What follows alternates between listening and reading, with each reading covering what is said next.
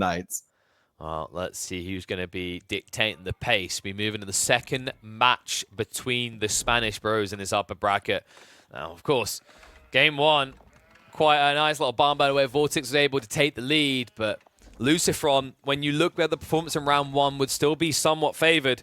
And when you get out those mirrors, anything can happen. And something that has been happening frequently at the moment is Malians stomping on everyone. Absolutely. Deli going ahead, dropping that mosque, dropping that mill onto the berries, and should be getting all these techs queued up. Unfortunately, even though there's extra vills, these techs, they aren't sped up by vills. They are sped up by those scholars inside, so won't be able to start pumping those up until either another mosque gets dropped or Feudal Age comes out and Dome of the Faith is the option. Or, you know, I kind of expect to see more of the Tower of Victory play that has become more of the meta as of late. Well, it felt contradictory, right? Like, I feel like we saw a lot of TOV in round one because Dome of Faith really suited the fast castle build more, and you didn't have value there because you couldn't build keeps. So we saw a lot more TOV than maybe we should have. I do still agree, though, that a TOV kind of still holds on to a lot of people, but I can't turn my nose up at how effective Dome of Faith has been made, right? Dome of Faith, they buffed it in terms of the discount you get. I think it's 65 gold now you pay. On top of that, it's also a mosque, which means that you can keep churning out additional scholars while pumping your researchers with just one mosque dropped, which you want to do, because remember, the first mosque gives you a scholar for free. Yeah, exactly. And it is the Tower of Victory choice coming out for VortiX. I'm actually one that I'm on the same page as you. I lean towards the Dome of the Faith, but I've always leaned towards that one. Maybe it was just because it was comfortable from the start. And I'm used to the old Tower of Victory that you had to basically was a big meme play, but now utilized much more effectively. The reason I think VortiX is going against it too is Mali. You can't take the military lightly, and you just want that little bit of extra edge, little bit of extra bonus. You know what it is? He has so much faith in his build that he doesn't need a whole building dedicated to it, okay? He believes in what he's doing and that it works. And the cool thing about VortiX is I wouldn't be surprised if we still see something like a double blacksmith's opener, something that is quite popular with players like him and the Muslim. I think they're actually some of the most frequent goers for it. At least one blacksmith anyway. Might feel like two is a bit too greedy when you know the Malians are likely to pressure with early cavalry play. Yeah, exactly. Moving on over, Heavy to the Wood already has enough, well, no, pulls off a gold, so doesn't have enough gold for scholar production at all. Gonna focus on getting the techs as soon as he ages up. Probably won't even save or utilize the wood to drop an extra mosque until he starts to plan on scholar production. So we'll utilize that for production and maybe just how you said, some blacksmiths coming into play to get those free techs in early. I think for a lot of players, kind of the perspective has changed on like when you should be pulling for Sanctity, because when you're up against civs like the Malians, when you know you're going to be up against this cavalry opening, you can't do what you used to with the Deli, where you just essentially run a scholar out for free, like he's got no care in the world, because he will die, right? So it feels like players have switched it up, where, especially with this TOV build, each scholar is intrinsically more valuable. So you are obligated to make sure you've got a defense force to escort them out before you even think about sacred sites. We saw LucifroN trying to do the teleport through trick, and he failed the first time, but did it again the second. But moving his vills over to the wood line, LucifroN wanting to get some additional production down himself, already getting that double broadaxe through and warrior scouts, and I believe Sofa is in queue already as well. Meanwhile, yeah, VortiX just opens up the racks.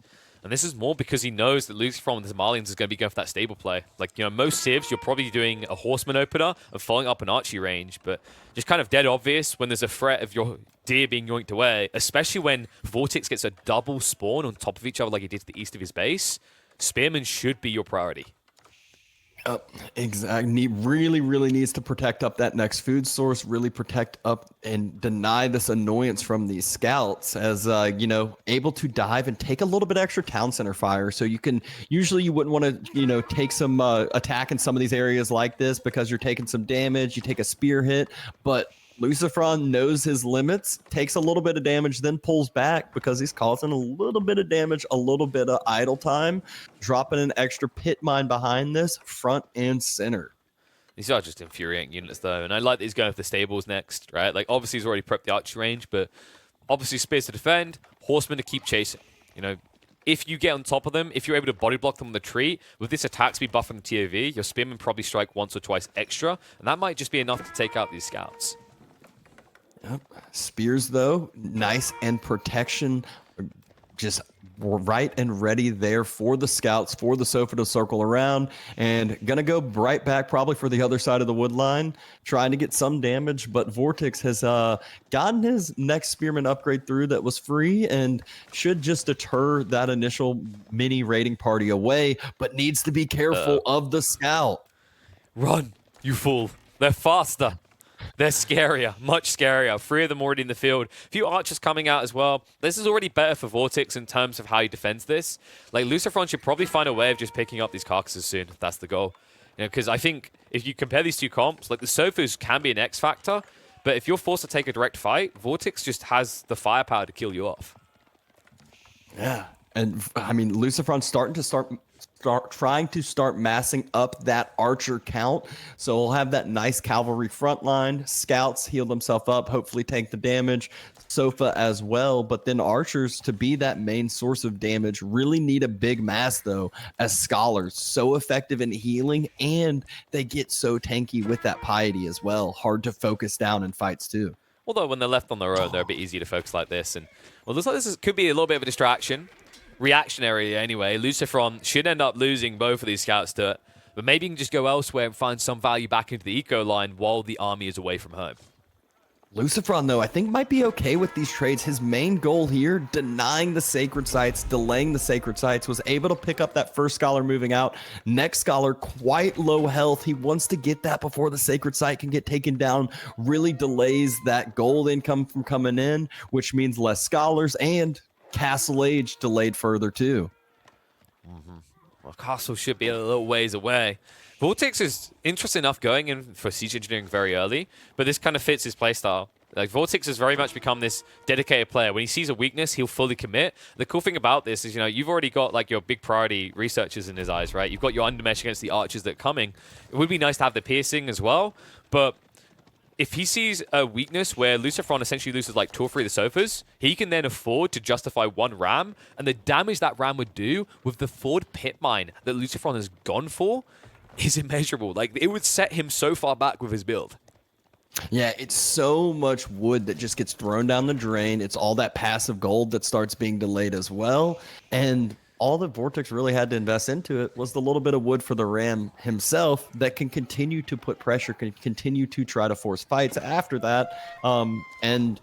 Fights are something that Delhi want to take right now, having the numbers as well as having those scholars. This is just a game of milliseconds. You saw what was happening there. LucifroN waiting like a wolf with a wolf in the jungle to pounce.